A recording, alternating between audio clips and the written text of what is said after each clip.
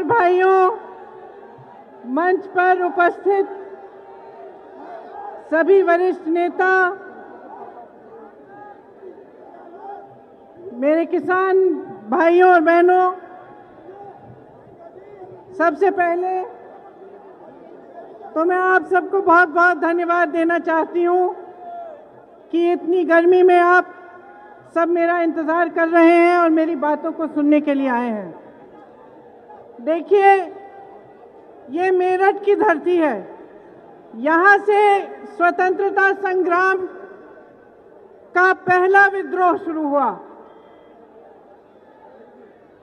यहीं से हमारी आज़ादी की लड़ाई शुरू हुई। उस आज़ादी की लड़ाई में कौन शामिल था? किसने दिलवाई आज़ादी हमारे देश को? इस देश के किसानों ने दिलवाई। उस समय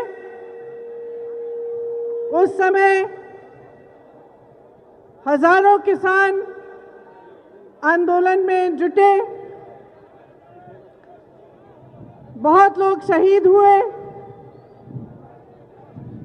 और बहुत हिम्मत से उन्होंने लड़ाई लड़ी। क्यों लड़ी थी ये लड़ाई? इसलिए कि जो अंग्रेजी साम्राज्य था वो किसानों को शोषित कर रहा था। अंग्रेजी कंपनी के लिए लगान वसूल की जाती थी और जो किसान की मेहनत थी उसकी कमाई उसको मिल नहीं पाती थी। आज इसी तरह से भाजपा की सरकार भी किसानों का शोषण कर रही है। 3 ऐसे कानून लाई है जिससे आपकी जो कमाई है वो आपको ठीक ढंग से नहीं मिल पाएगी। आप अच्छी तरह जानते होंगे कि ये 3 कानून क्या है। सबसे पहला कानून बड़े बड़े उद्योगपति खरबपतियों को जमाखोरी की इजाजत देता है। वो कितना भी जमा करे, कब करे, कितने समय के लिए करे, आपको कितने दाम पर बेचे, सब उन्हीं पर निर्भर है। ये है पहला कानून। दूसरा कानून भी बड़ा दिलचस्प बनाया है। उन्होंने कहा है कि प्राइवेट मंडियां खोल सकते हैं, प्राइवेट मंडियों में कोई टैक्स नहीं लगेगा और सरकारी मंडियों में टैक्स लगेगा। तो अगर ऊपर से देखें तो लगता है कि अच्छा ही है, प्राइवेट मंडियां खुलेंगी, किसानों की सुविधाएं बढ़ेंगी। लेकिन असलियत क्या है कि अगर आप सरकारी मंडी में टैक्स लेंगे और प्राइवेट मंडी में नहीं लेंगे तो आस्ते आस्ते सब प्राइवेट मंडी की तरफ जाएंगे। इसका मतलब क्या है कि आस्ते आस्ते सरकारी मंडियां बंद हो जाएंगी। लेकिन प्राइवेट मंडी और सरकारी मंडी में जो फर्क है वो एमएसपी का फर्क है, न्यूनतम समर्थन मूल्य। सरकारी मंडी में यह तय है कि आपको न्यूनतम समर्थन मूल्य मिलना चाहिए। प्राइवेट मंडी में ऐसा कुछ नहीं होगा। तो आप सोच सकते हैं कि कुछ समय बाद तमाम प्राइवेट मंडियां खुलेंगी, सरकारी मंडियां बंद हो जाएंगी और आपको न्यूनतम समर्थन मूल्य मिलना बंद हो जाएगा। अब तीसरा कानून सुनिए। तीसरे कानून में ये लिखा है कि अगर कोई बड़ा खरबपति आए और आपके साथ सौदा करे तो उसको इजाजत है कि वो आपके गांव आ जाएगा और वो कहेगा कि ये आप 10 किसान हो, आप मेरे लिए गन्ना उगाओ और मैं इस गन्ने के लिए 500 रुपये आपको पर क्विंटल दूंगा। ठीक है, आपने उसके साथ सौदा किया, आपने गन्ना उगाया, पूरी आपने मेहनत डाल दी उसमें, आपका गन्ना उग गया। आप उस खरबपति के पास चले गए, आपने कहा था कि मेरा गन्ना आप खरीदेंगे 500 रुपये में। अच्छा, अब ये कानून कहता है कि अगर वो खरबपति उस सौदे को करने के बाद मना कर दे, वो कह दे नहीं चाहिए आपका गन्ना, 500 रुपये नहीं, मैं 150 रुपये दे रहा हूं, लेना है तो लो, नहीं तो जाओ। तो उसको ये इजाजत है, वो ये कर सकता है। क्यों? क्योंकि उस कानून में ये लिखा है कि अगर किसी किसान को ये सौदा मंजूर हो या ये सौदा किया गया और उस किसान के साथ उस सौदे के तहत व्यवहार नहीं किया गया, जो तय हुआ था उसको नहीं मिला, तो वो किसान किसी भी अदालत कचहरी में नहीं जा सकता। समझ रहे हैं आप इसका मतलब क्या है? इसका मतलब ये है कि आपके साथ खरबपति आकर अच्छा सा सौदा बना तो सकता है, लेकिन अगर उस पर खरा नहीं उतरा तो आप कहीं नहीं जा पाएंगे, सिर्फ एसडीएम तक जाएंगे या उसके ऊपर जो अफसर होता है। अब आप मुझे बताइए, एक तरफ खरबपति, दूसरी तरफ आप, किसकी चलेगी? बताइए, आपको न्याय मिलेगा? नहीं मिलेगा। तो ये जो 3 कानून हैं जो मोदी जी देश भर में जाकर कह रहे हैं कि किसानों की भलाई के लिए बने हैं, किसानों के लिए है ये कानून, आज भी शायद बंगाल में यही कहेंगे। ये जो 3 कानून हैं, ये क्या आपकी भलाई के लिए बनाए गए हैं या मोदी जी के खरबपति मित्रों के भलाई के लिए बनाए गए हैं? ये तो स्पष्ट है कि इन कानूनों को बनाने से पहले किसी किसान से नहीं पूछा, किसी गन्ने किसान से पूछा है? क्या आप एक ऐसे किसान को जानते हैं जिनसे इस सरकार ने, जिनसे नरेंद्र मोदी जी की सरकार ने पूछा है कि ये किसान के कानून हम किस तरह से बनाएं? जानते हैं किसी को? मैं तो नहीं जानती, मैंने तो आज तक नहीं सुना है। आज 100 दिन पूरे हो गए हैं, 100 दिन पूरे हो गए हैं, लाखों किसान दिल्ली के बॉर्डर पर बैठे हैं। किस लिए बैठे हैं? अगर ये कानून उनके लिए बनाया गया है, अगर ये कानून आपकी भलाई के लिए बना है, तो आप में से लाखों लोग बॉर्डर पे क्यों बैठे हैं?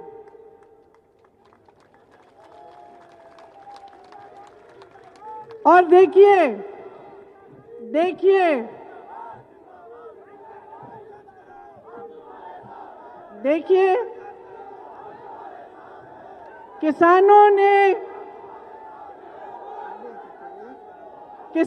ने इस देश को आजादी दिलाई। किसानों ने इस, भैया बोलने तो दीजिए, नारे बाद में लगा लीजिए।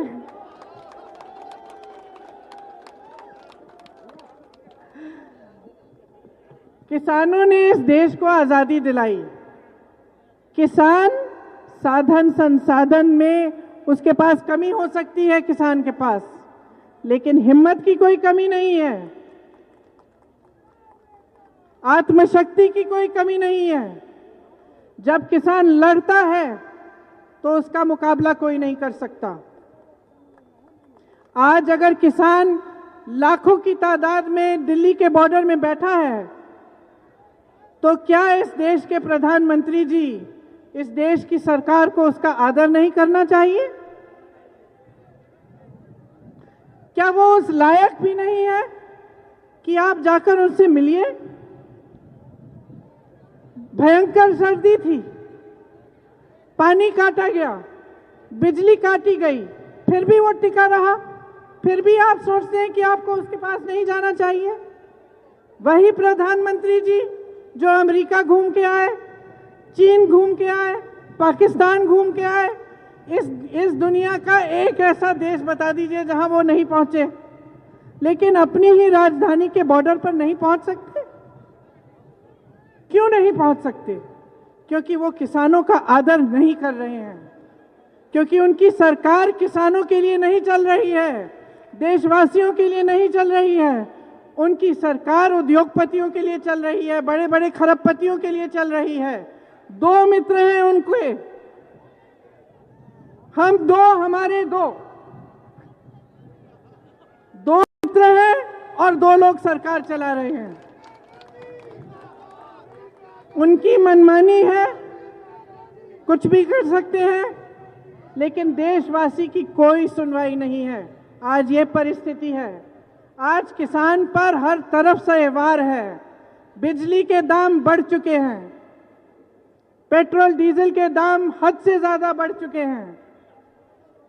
डीएपी को देखिए, हर तरफ से आप पर वार है। लेकिन आपका समर्थन करने वाला कोई नहीं रहा सरकार में। आपको मदद करने वाला, आपको मजबूत करने वाला, आपके विकास को, आपके भविष्य को मजबूत करने वाला कोई नहीं है। ये स्थिति है आज। तो इस स्थिति को बदलने के लिए क्या करेंगे आप? आपको खड़ा रहना पड़ेगा, आपको टिका रहना पड़ेगा। जो मजबूती आपने 100 दिन के लिए दिखाई है, उस मजबूती को और भी ज्यादा बढ़ाइए, और भी शक्ति से टिके रहिए, क्योंकि इस सरकार को सुनना ही पड़ेगा। आपकी जो परिस्थिति सरकार ने बनाई है, उसी तरह की परिस्थिति आपको सरकार के लिए बनानी पड़ेगी कि बगैर आपके सुनवाई किए ये सरकार आगे बढ़ नहीं पाएगी। यही परिस्थिति आपको बनानी पड़ेगी। आपको मालूम है कि जो गन्ने का बकाया है उत्तर प्रदेश में कितना है? कौन बताएगा?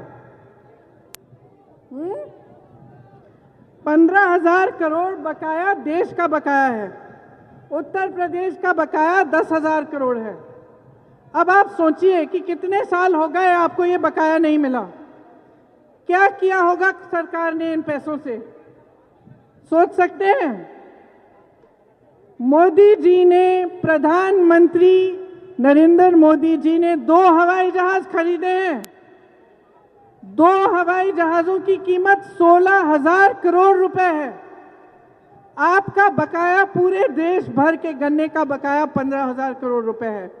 2,000 करोड़, दो हवाई जहाजों में 16,000 करोड़ रुपए खर्चे, आपका बकाया 15,000 करोड़। संसद के सुंदरीकरण के लिए 20,000 करोड़ रुपए अलग कर रखे हैं, लेकिन आपका बकाया नहीं मिल रहा है। कहते हैं आपके बकाये के लिए पैसा नहीं है। सोचिए, जो सरकार 2 हवाई जहाजों पर आपके बकाये का पैसा खर्च सकती है, वो आपका बकाया नहीं दे सकती। जब आपसे किसान बीमा लिया जाता है, आपको मालूम है कि उनके खरबपति दोस्तों की कितना फायदा हुआ है? 26,000 करोड़ रुपए आपके बीमे से गए हैं उनकी जेब में। आपके बीमे से 26,000 करोड़ बड़े बड़े खरबपतियों के जेब में गए हैं। ये स्थिति है इस सरकार की, और इस स्थिति को बदलने की शक्ति सिर्फ आपके हाथों में है। सिर्फ आप ही बदल सकते हैं। आपने अब कई सालों से इन सरकार के जुल्म सह लिए हैं। आप आवाज उठाते हैं, आपको मारा जाता है, पीटा जाता है। 215 किसान शहीद हुए। मेरे भाई राहुल गांधी जी ने संसद में सिर्फ ये कहा कि 215 किसान शहीद हुए हैं, हम सबको खड़ा होना चाहिए, 2 मिनट का मौन रखना चाहिए। आपको मालूम है कि इस सरकार का एक भी सांसद खड़ा नहीं हुआ, बैठा रहा, हंसे वो। बाकी विपक्षी दलों के सारे नेता खड़े हुए, मौन रहे 2 मिनट के लिए। क्यों? क्योंकि आपका आदर करते हैं।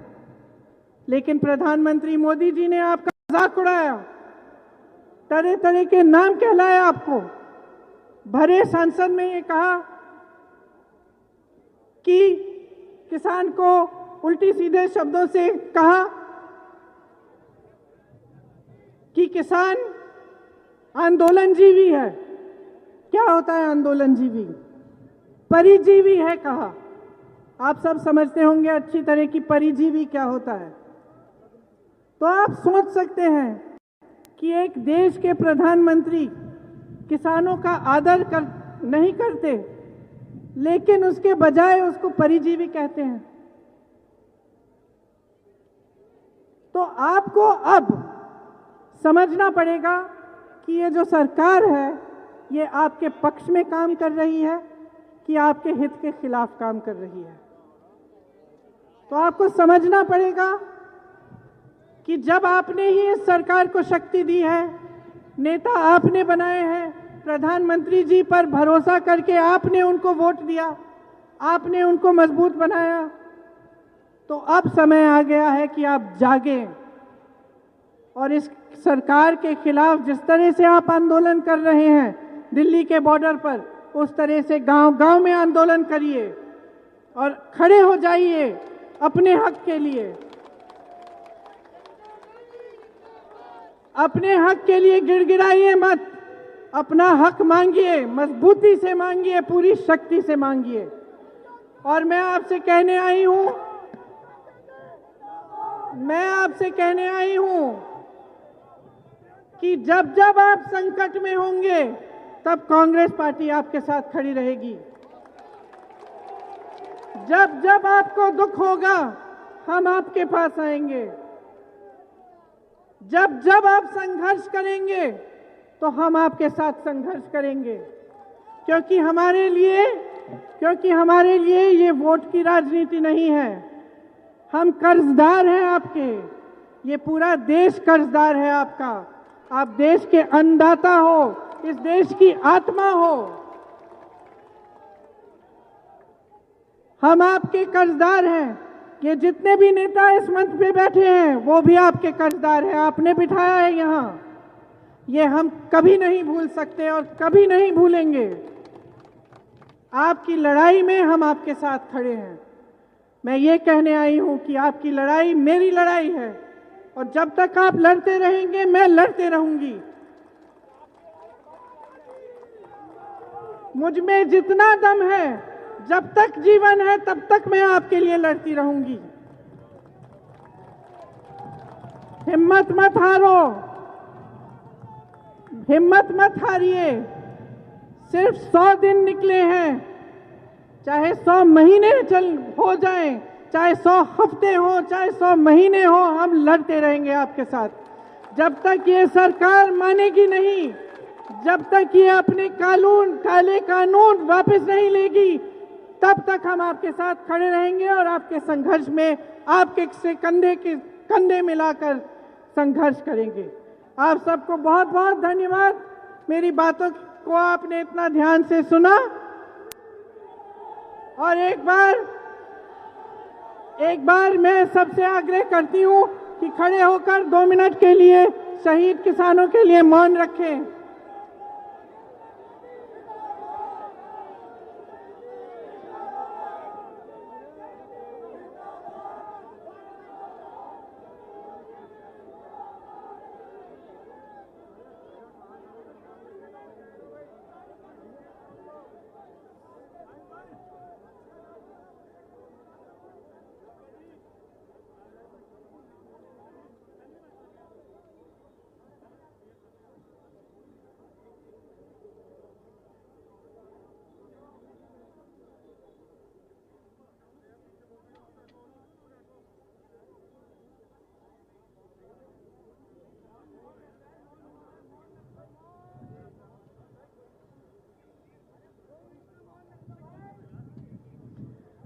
जय जवान, जय जवान, जय जवान, जय हिंद, जय हिंद, जय हिंद।